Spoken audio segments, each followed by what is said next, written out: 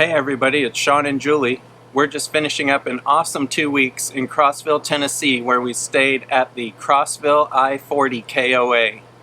We've stayed at this KOA before and we really love it. Not just because it's close to family, but because it really is a great KOA, don't you think? Yep, and it's located between I-40 and Georgia State Highway 70 on the eastern end of Crossville.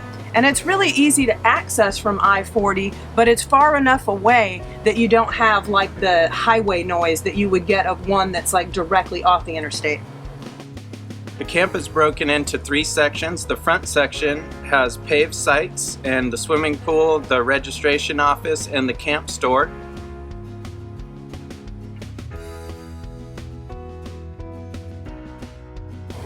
There's also a game room right across from the camp store. There's a canine play area. It's kind of like an agility course, more than just a dog park.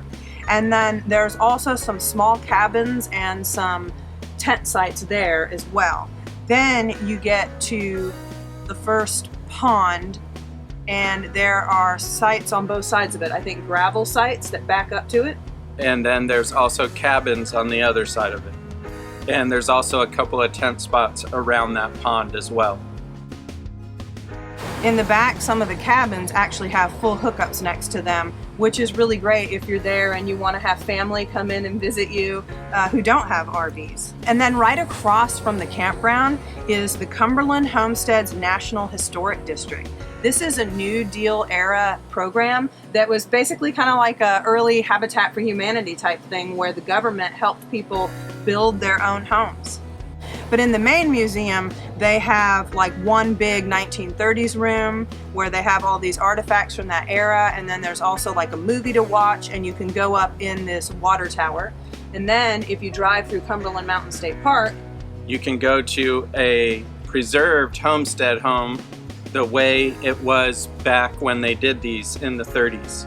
So I was really surprised because when I heard about these, I thought they were going to be like these tiny little houses, but they're actually a great size. Yeah, there's a house with 3 bedrooms, 1 downstairs and 2 upstairs, and a kitchen and a living area and a bathroom. And there's also, each house had a barn, which is where they stayed while they were building their houses. And there's still 218 homes being lived in today. Like I said, adjacent to it is Cumberland Mountain State Park, which is a terrific place where you can just sit and watch the water and the geese, or you can kayak and do stand-up paddleboard. And they do have a restaurant, which is a restaurant that was there for the people that were in this homestead. In downtown Crossville, right across from the courthouse, there's a memorial for all Tennessee, or Crossville people, I think, not just all Tennessee, who have served in different wars. And then there's a military memorial museum. And this museum is free, it's just donations, and it's amazing all the stuff they have in there from just donations. It's all 100% donations from people who have visited the museum and have added to the collection. And they had artifacts from the Civil War all the way through the Iraq War. Through the Iraq War. Yeah.